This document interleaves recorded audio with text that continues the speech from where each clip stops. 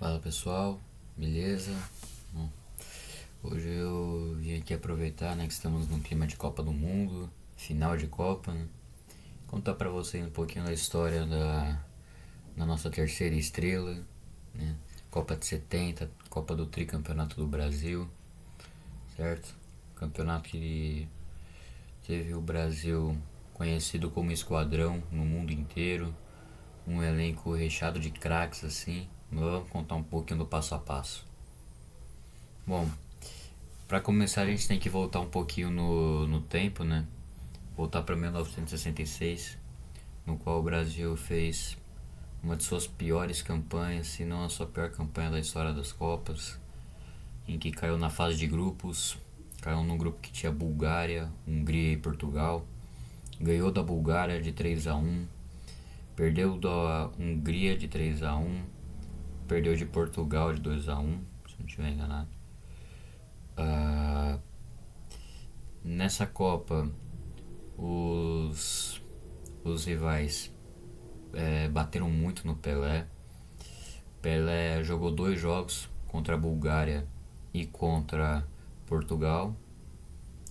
Contra a Bulgária ele sofreu 7 faltas e contra Portugal ele sofreu 3, ou seja, uma média de 5 faltas por jogo.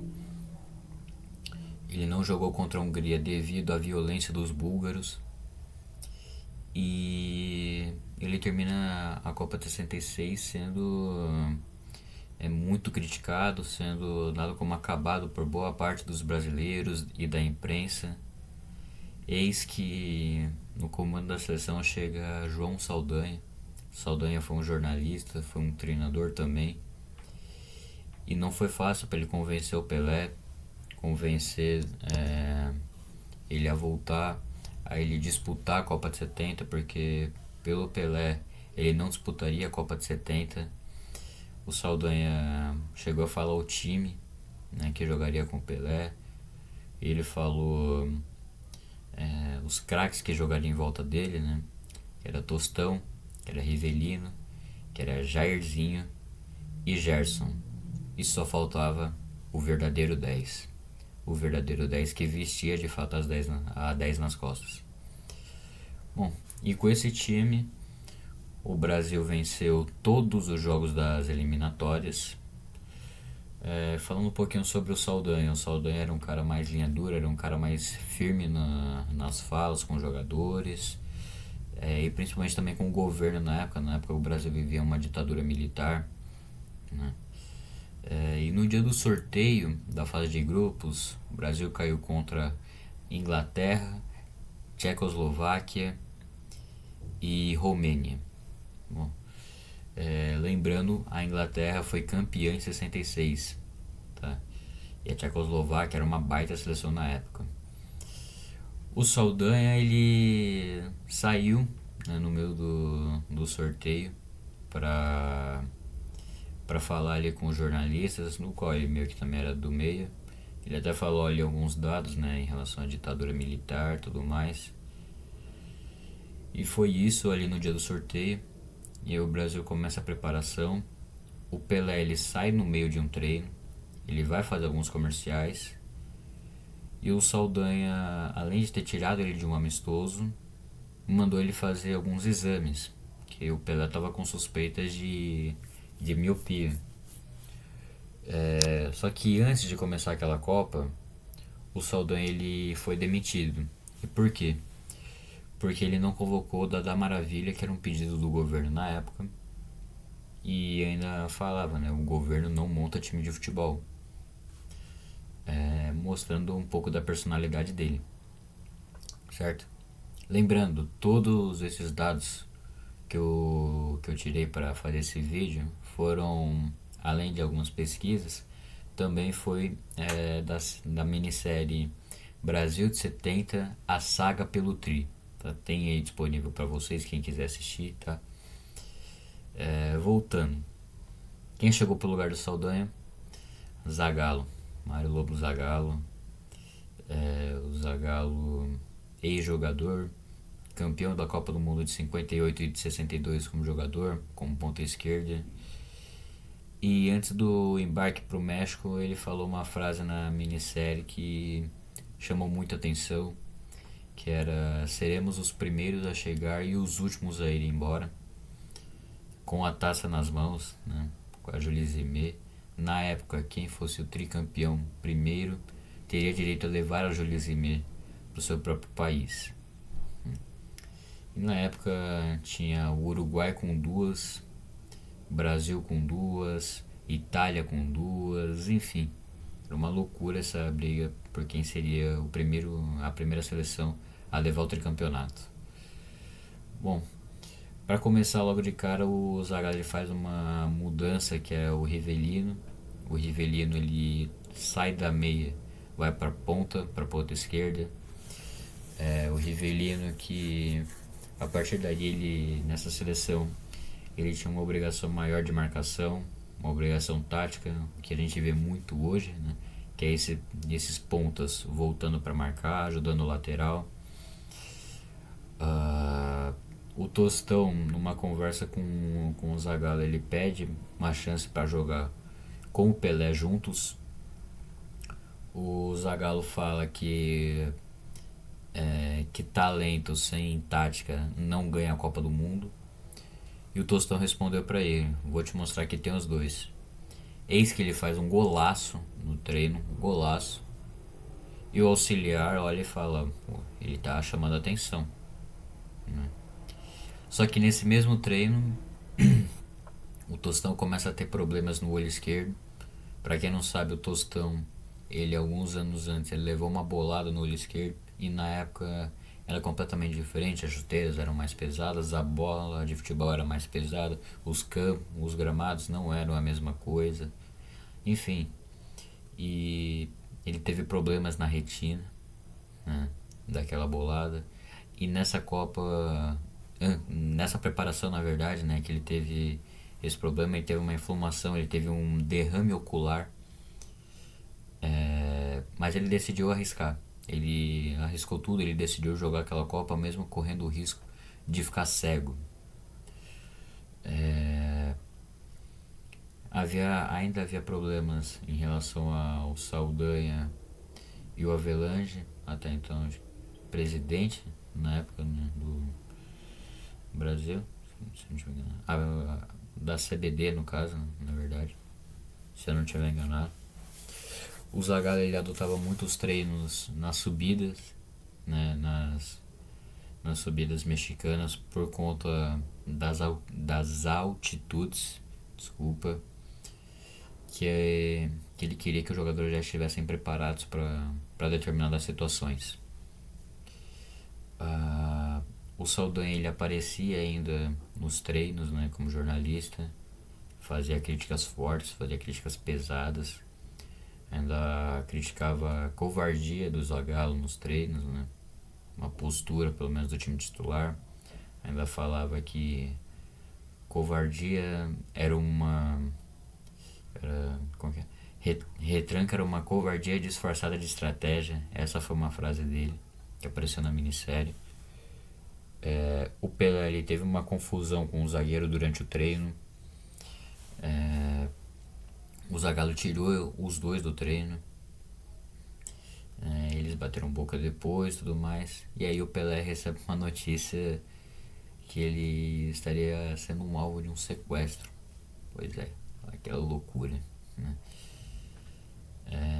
Durante um tempo o Tostão chega ao lado do Pelé, num momento relaxado assim dos dois, com um livro. Pelé está e o Tostão disse que estava, né, se preparando para um vestibular de medicina. E o que de fato aconteceu? Tostão depois virou médico. Um monstro, Tostão, em todos os sentidos, sempre foi gigante. Os seguranças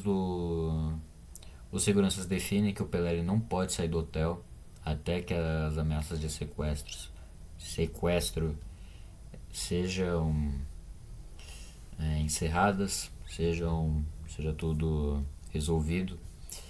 Mas o Pelé dá seu jeito, ele sai, ele consegue escapar na minissérie e aparece lá treinando com o grupo.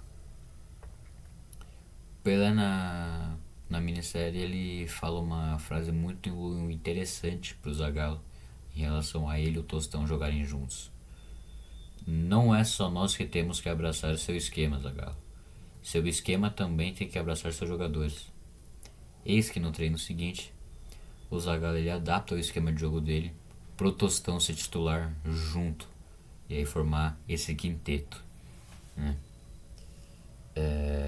E o Tostão faz por merecer a vaga de titular no jogo contra a Tchecoslováquia. Bom, jogo contra a Tchecoslováquia, no começo o Pelé perde um gol debaixo da trave, ele joga por cima, e depois a Tchecoslováquia abre 1-0 numa falha do Clodoaldo. E o Saldanha, que estava lá como comentarista, faz duras críticas, né? Falando que o Pelé estava perdido e perguntando quem comanda esse circo.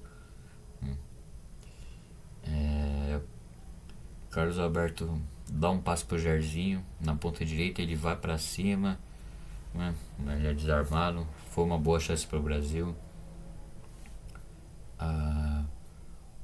Pelé dá uma caneta no meio de campo, ele passa pro Tostão, o Tostão vai tentar chutar, ele isola. Uma baita tabela do Pelé com o Tostão, ele sofre uma falta na entrada da área.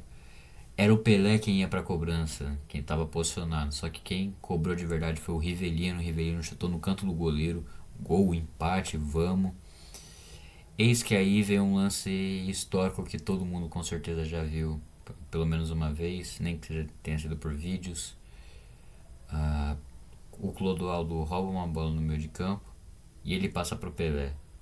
E o Pelé vê o goleiro da Tchecoslováquia adiantado, ele tenta do meio de campo, ela passa tirando tinta da trave. E esse lance ficou conhecido como o gol que o Pelé não fez. Pois é, foi quase. E esse lance entrou pra história. Hoje, qualquer jogador que faz gol do meio de campo, a gente fala, aí, ó, ele fez o gol que o Pelé não fez. O Gerson faz o lançamento perfeito pro Pelé. O Pelé domina no peito, a bola pinga no chão, ele chuta, faz o gol, vira o jogo pro Brasil.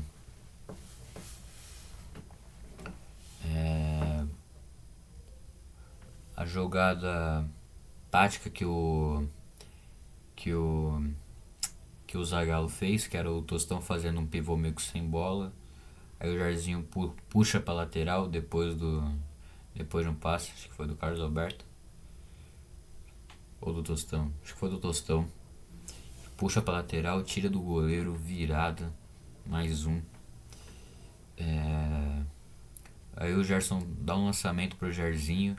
O Jairzinho ele domina, ele dá um chapéu no goleiro. Aí, sem goleiro, faz o quarto gol, na verdade. Brasil 4-1. Eis que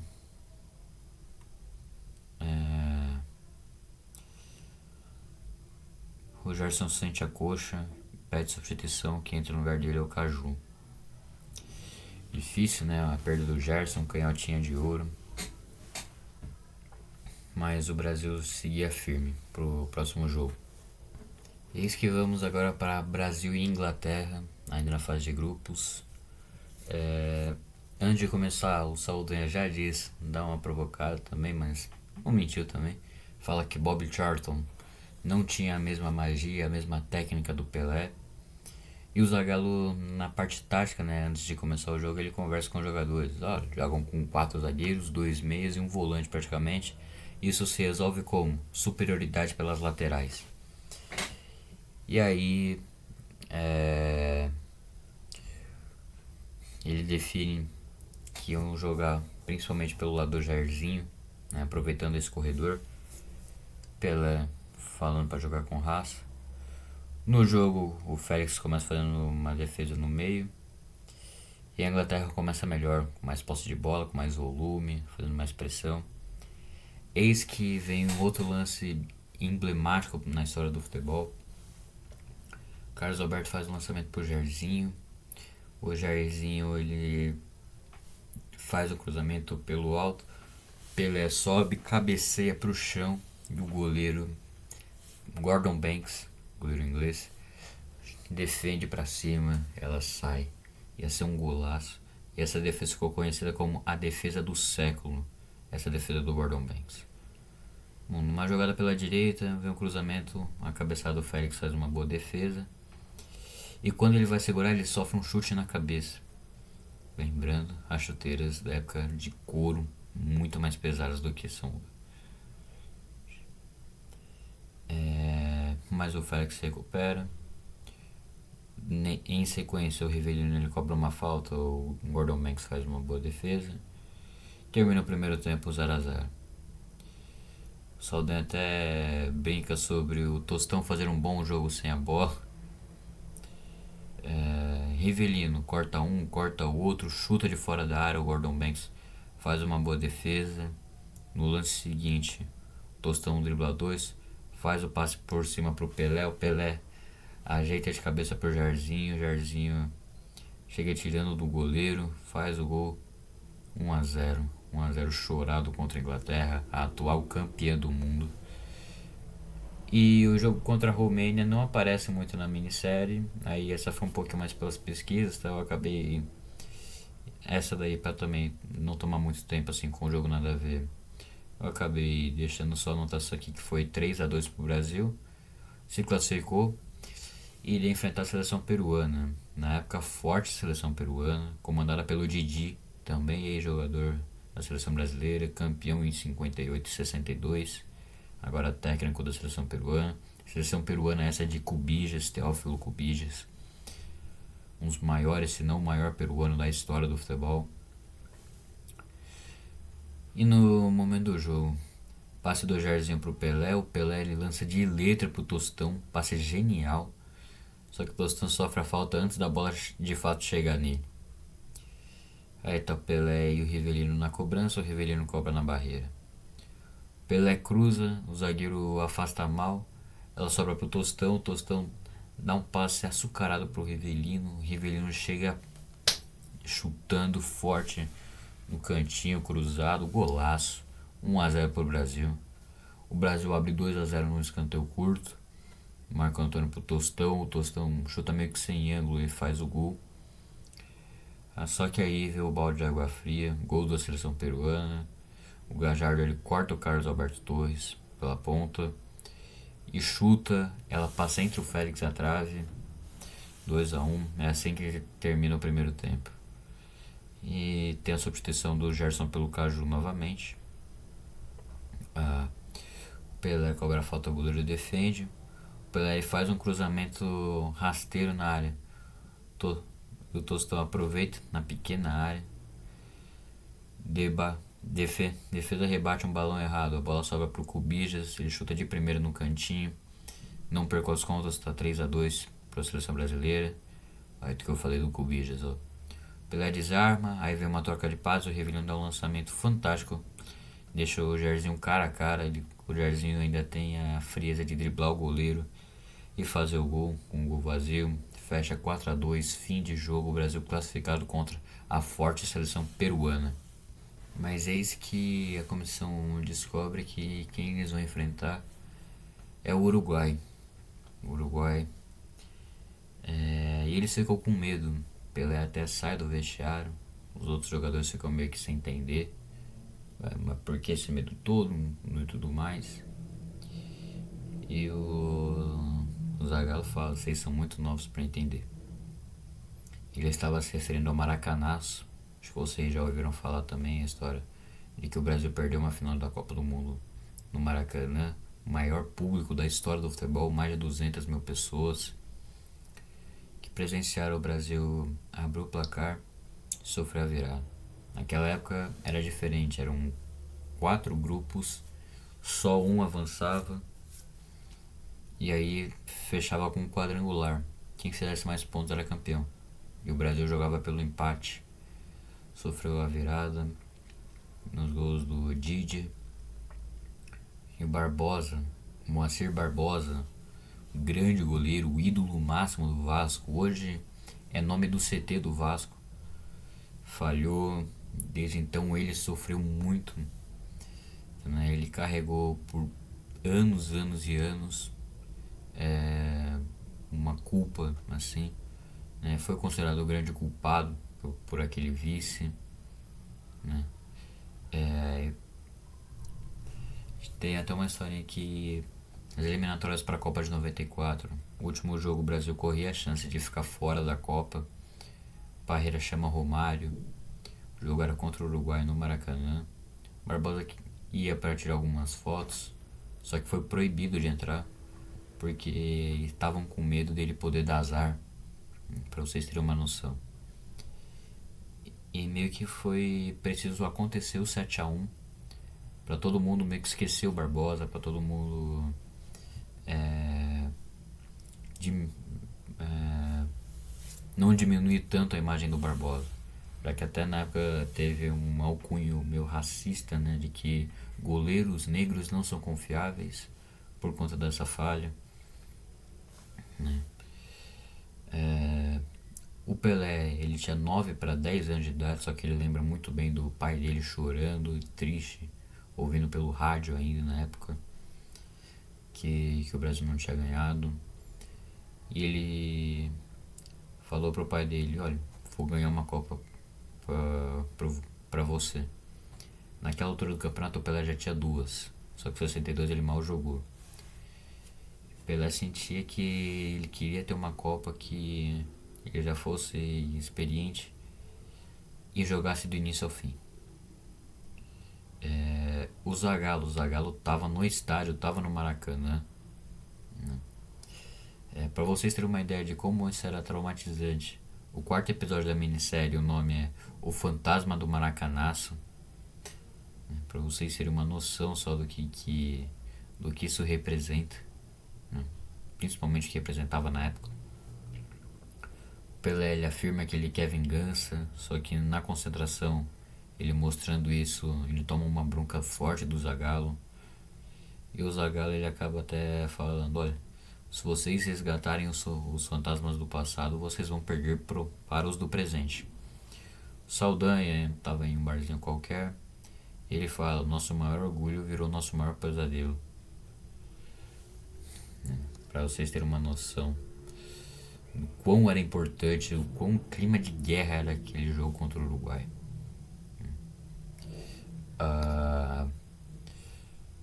O Zagallo estava acompanhando o treino, eis que o Félix vai sofrendo alguns gols, que é normal.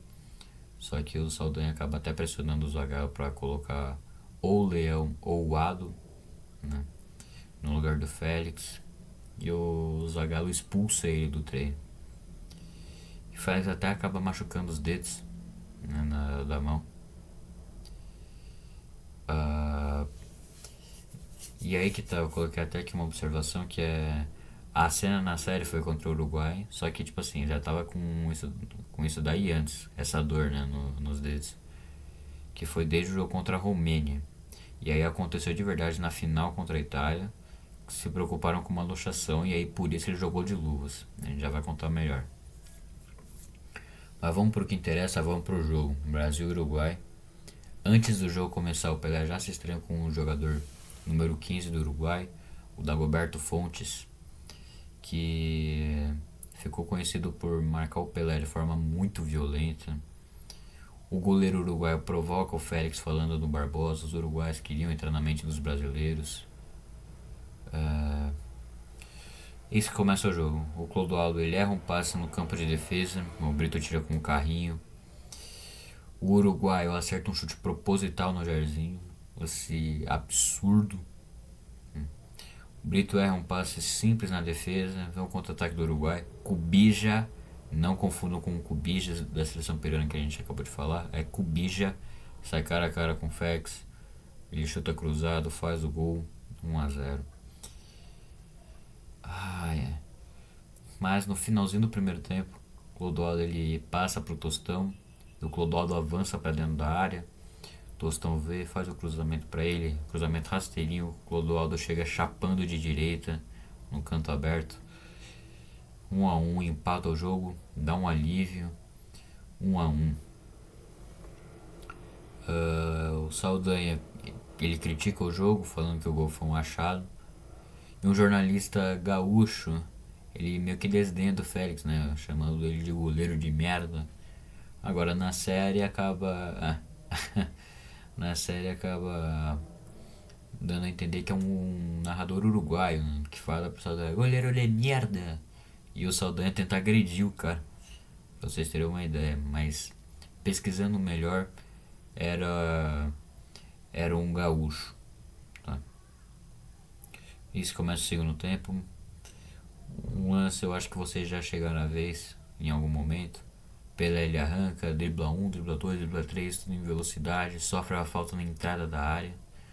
Só que o que as câmeras não mostram é que o uruguaio, na sequência, ele deixa o pé, ele pisa no pé do Pelé de forma proposital, que é aquele como quem não quer nada, sabe?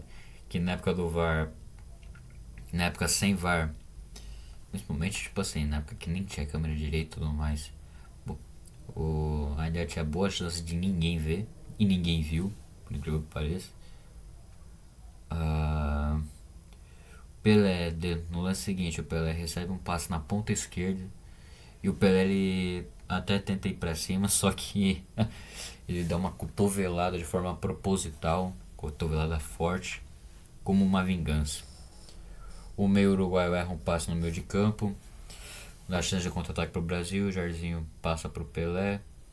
O Pelé de primeira dá um passe genial pro Tostão. E o Tostão dá um lançamento em profundidade do Jairzinho naquele corredor, né, que a gente já falou aqui. O Jairzinho tira do goleiro, faz 2-1. Sensacional virada do Brasil. O jogador do Uruguai faz um cruzamento. O atacante deles dá a cabeçada. Ela ia encobrindo o Félix. O Félix faz uma defesaça. A defesaça essa muito comemorada pelos brasileiros. Que fez todo mundo ganhar moral. Que fez o fantasma do Barbosa sair de uma vez por todas. Em um momento o Clodoaldo ele dá um belo desarme, sofre uma falta. E o auxiliar, né? Ele fala pro Gerson, continue no chão pra ficar fazendo cera, né? Fingindo que tá com lesão. Pelé recebe um lançamento do Tostão, ajeita pro Rivelino, o Rivelino solta uma porrada de perna esquerda, faz o gol e sacramenta aquela classificação, espanta de ver aquele fantasma. Mas ainda mais um lance icônico e histórico marcado nessa Copa do Mundo. Tostão ele dá um lançamento nas costas da defesa pro Pelé. Pelé chega cara a cara com o goleiro uruguaio. Pelé dá a finta de corpo, ele escapa, né, ele dá uma meia lua no goleiro, sem tocar na bola inclusive. Só que ele chuta meio que desequilibrado. Ela tira a tinta da trave também, vai pra fora. Foi muito quase um dos maiores gols da história do futebol. Seria o maior gol da história das Copas do Mundo, não tenho dúvidas disso. Mas fim de jogo, fantasma espantado, Brasil 3, Uruguai 1. O Brasil enfrentaria a Itália na final. Itália que tinha acabado de fazer um jogaço também contra a Alemanha, conhecido como o jogo do século. Itália 4, Alemanha 3, um jogo que o Beckenbauer, zagueiro alemão, um dos maiores zagueiros de todos os tempos, ele joga com o braço quebrado, né, durante o jogo. O Félix ele usa a luva nova no treino antes da final, embora com algumas controvérsias do Zagallo, né? Pelé ele sente uma sobrecarga no joelho antes da final, né? Só que o Zagallo devolve as luvas pro Félix antes da final, justamente com esse medo dessa luxação, né? Isso aqui diz na minissérie. O Pelé se emocionando na festa pré-jogo, né? A festa do povo brasileiro em frente ao estádio, já pensando, né, que aquela era a última Copa da carreira dele, ele podia fechar com chave de ouro. E vamos lá, Brasil e Itália. O Riva dribla pelo meio de campo, chuta de esquerda, o Félix faz uma grande defesa e jogando para escanteio.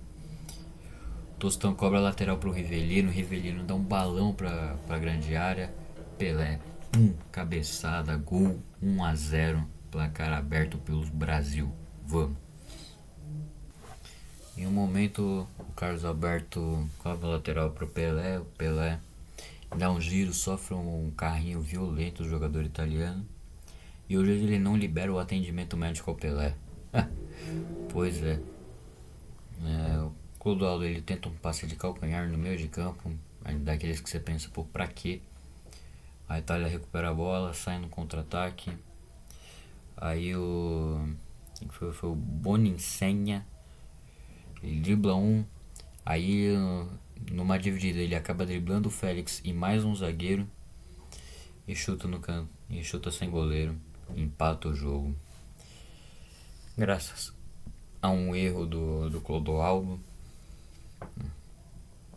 Eis que no último lance do primeiro tempo, o Gerson ele faz um lançamento perfeito, uma fatiada perfeita pro Pelé. O Pelé domina, né? Ele ia fazer um gol, só que às vezes ele acaba o jogo antes, né? Ele acaba o primeiro tempo antes da finalização. Ele apita, o Pelé chuta depois do apito dele, ele indica o final do primeiro tempo. Ou seja, não valeu o gol, foi pro intervalo 1-1. E detalhe que isso aconteceu depois também com o Brasil, em uma outra Copa, né, a Copa de 78, Brasil e Suécia, gol do Zico, né, de cabeça, só que no escanteio o Nelinho que cobrou, o Zico que cabeceou, o juiz ele apitou o final do jogo, ainda com a bola no ar, né, antes do Zico cabecear e depois do cruzamento do Nelinho. Seria uma loucura, né? O Clodoaldo ele chega visivelmente abalado no vestiário. O Pelé, com aquele espírito de liderança, ajuda ele, né? Que ainda tinha mais 45 minutos. O Rivelino dá um elástico sensacional. Ele passa pro Clodoaldo, deixa pro Tostão finalizar, só que ele finaliza meio caindo. E o goleiro faz a defesa. O goleiro Albertosa. O Gerson passa pro Everaldo, Everaldo lateral esquerdo.